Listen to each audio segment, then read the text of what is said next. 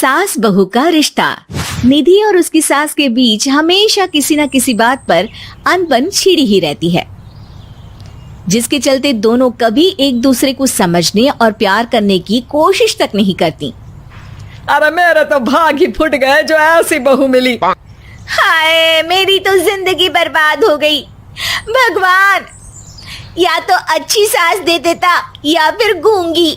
इन्हें मेरे सिर बिठाकर कौन से जन्म का बदला ले रहे हैं भगवान। क्या बोली? वही जो आपने सुना। इतनी बड़ी हो गई कि सास से जुबान लड़ाती है। अरे यही सीख कर आई है क्या मायके से? अरे नहीं नहीं, उसके लिए तो ससुराल ही काफी है। मेरी सास ने मुझे बहुत अच्छे से जुबान लड़ाना सिखाया है। हाँ। सास बहू की तीखी नोक झोंक चल ही रही होती है कि दीपू वहां आ जाता है। रिश्ता करते हुए पति पत्नी की जगह सास बहू की कुंडली मिलानी चाहिए, क्योंकि अगर सास बहू का रिश्ता अच्छा नहीं तो उनका पता नहीं, पर पति की जिंदगी तो पक्का झंड है। मुझे अपने सामने कोई झगड़ा नहीं चाहिए। बस करो दोनों। दोनों शांत होकर अपने अपने काम में बिजी हो जाती हैं। दीपू ऑफिस चला जाता है, जिसके थोड़ी ही देर में दीपू की बहन कल्पना का फोन आता है। अरे कैसी है रे बेटा? ससुराल में सब बढ़िया है ना? कोई तुझे परेशान तो नहीं करता? सास की बात सुनकर पास खड़ी निधि हंसकर कहती है, अरे वाह रे ऊपर वाले, खुद बहू को शांति से सांस भी नहीं लेने देती और बेटी से पूछ रही है कोई परेशान तो नहीं करता। अरे मेरी बेटी तुम्हारी तरह नाकारा और बदतमीज नहीं है, इसलिए उससे पूछना बनता है।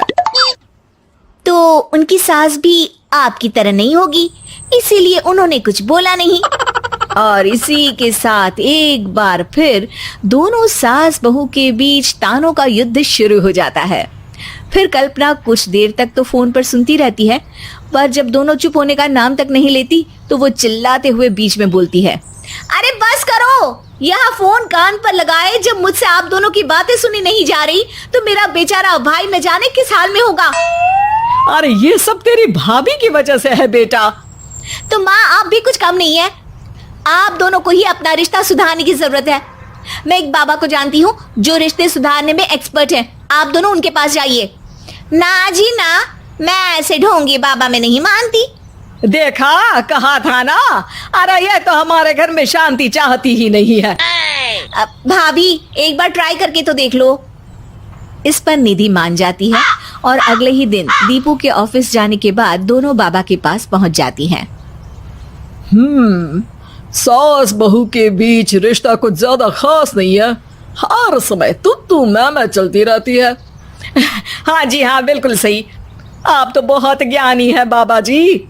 तो पाई सुनो, बहू को साफ और सच्चे मन के साथ सास को 12 लाल और 12 हरी चूड़ियां भेंट करनी है। मतभेद अपने आप कम हो जाएंगे। बाबा का उपाय सुन अगले दिन निधि सास को चूड़ियां भेंट कर देती है, लेकिन इससे भी उन दोनों के बीच कुछ सही नहीं होता। अरे पक्का इसने ही किलस कर चूड़ियां दी होंगी, तभी कुछ नहीं हुआ।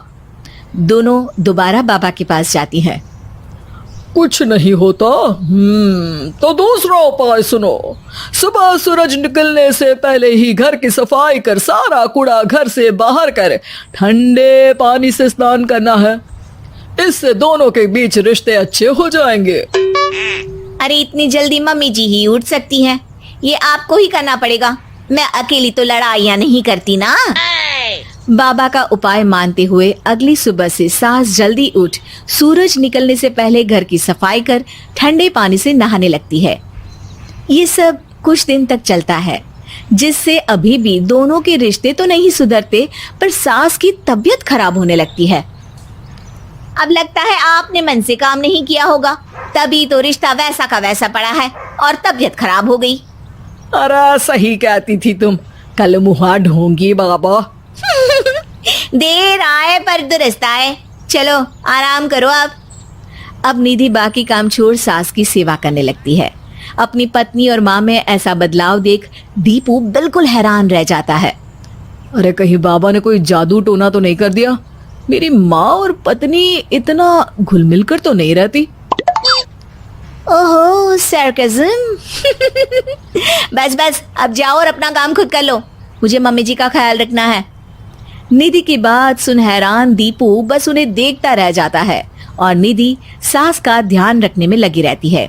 इसी तरह दिन बीतते हैं और निधि आधे से ज्यादा समय सास के साथ बिताने लगती है, जिस वजह से उन दोनों का रिश्ता पहले से अच्छा होने लगता है और वो एक दूसरे को समझने लगती है।